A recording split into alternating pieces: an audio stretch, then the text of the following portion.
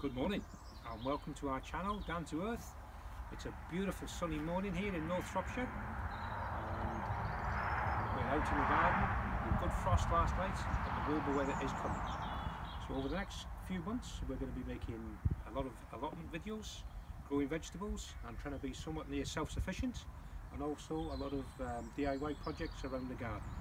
But this channel isn't about me, it's about this young man here.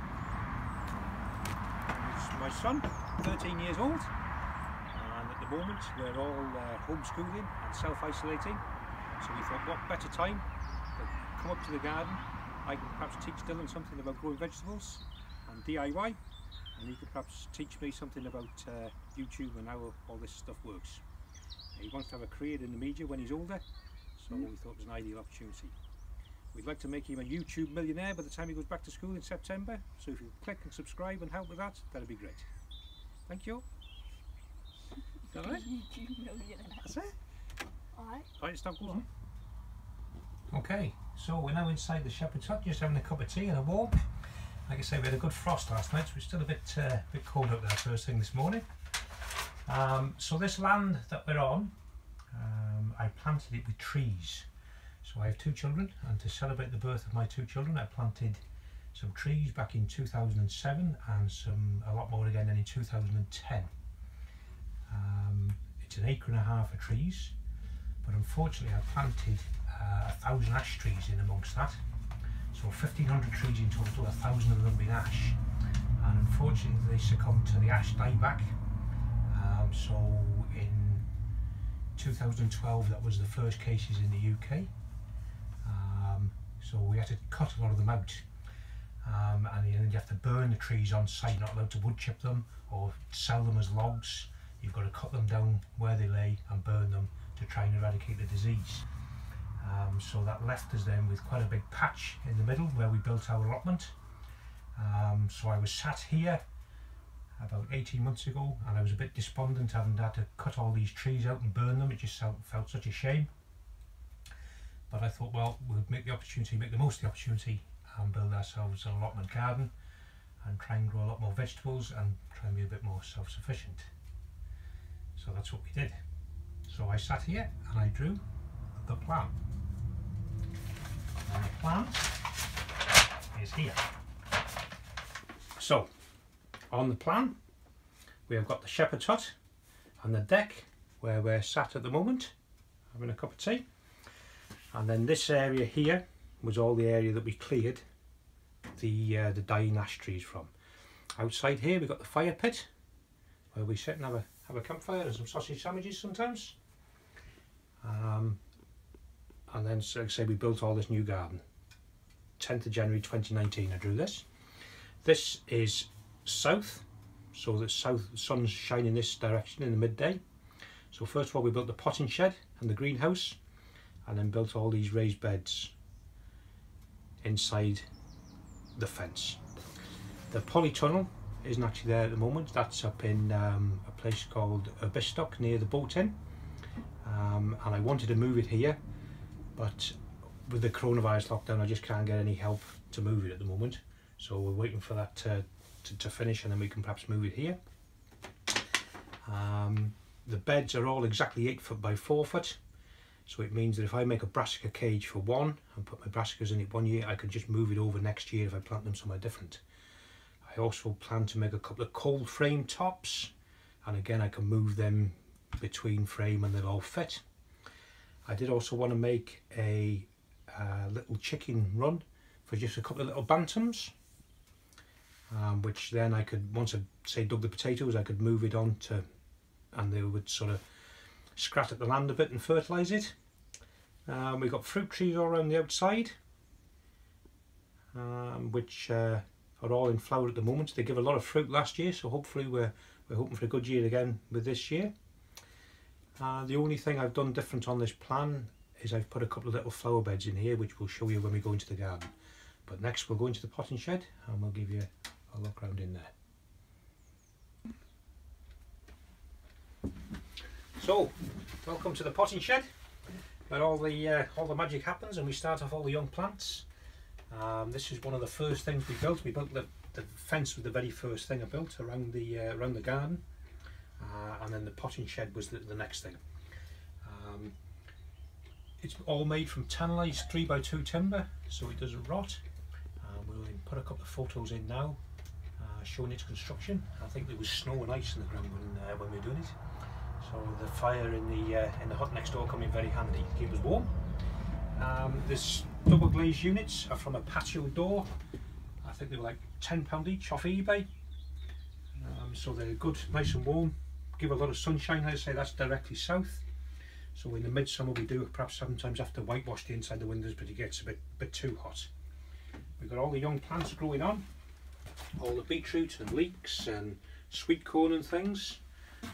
The children have got some sunflowers growing here, giant single sunflowers, planted on the 8th of April. Today is the 14th, I think, is that right? Yeah. 14th.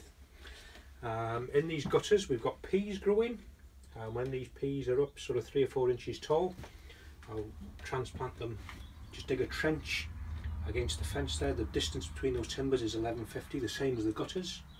So just to dig a small trench in that soil up there and plant the gutters, slide them out of the gutter into the trench, and then the peas will grow up the fence. Again, the sweet peas do the same thing. Over here we've got all the tomatoes ready to go into the greenhouse next door.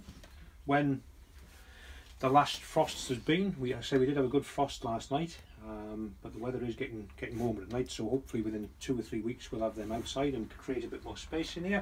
And then we've got a lot of brassicas and things on here, getting ready to transplant. Yeah, and just getting things ready to go outside really.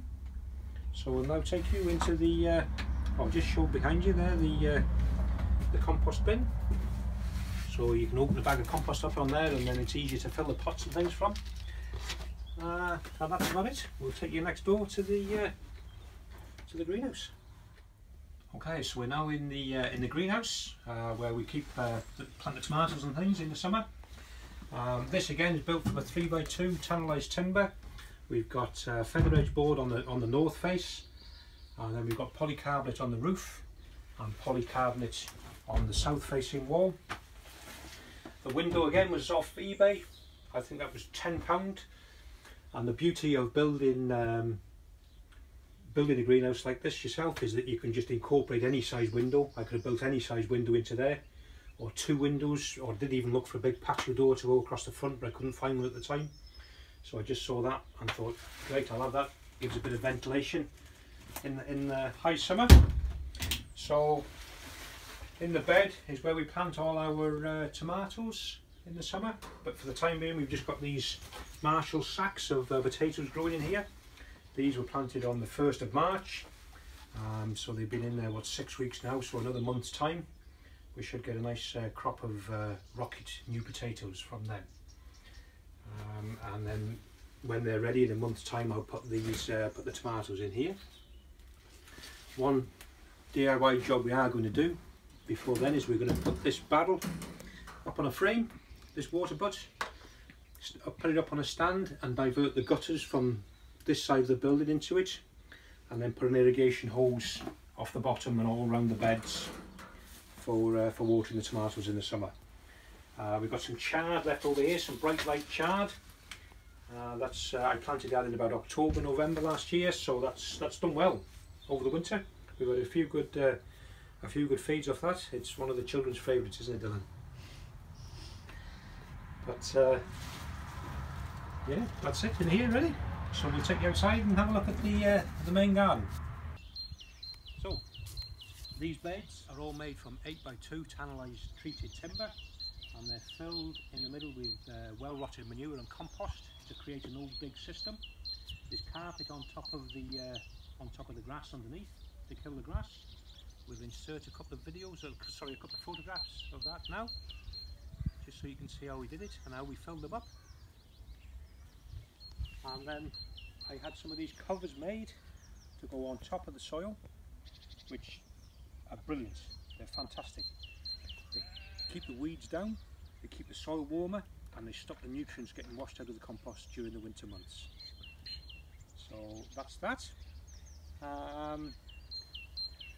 We did the fence all round to keep the rabbits out. It's very disheartening going to all this expense, going to all this effort of planting all these vegetables, and you come one morning and the rabbits have disintegrated everything.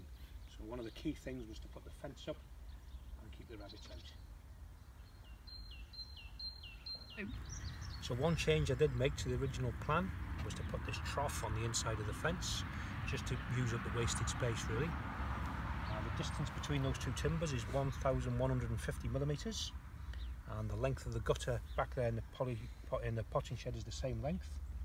So now I can dig a trench out of that, slide the whole gutter in, and the peas will go up the fence. And I can do also the same with the sweet peas, and I thought perhaps the children could plant their sunflowers in this trough so I can attach them to the fence. Oh.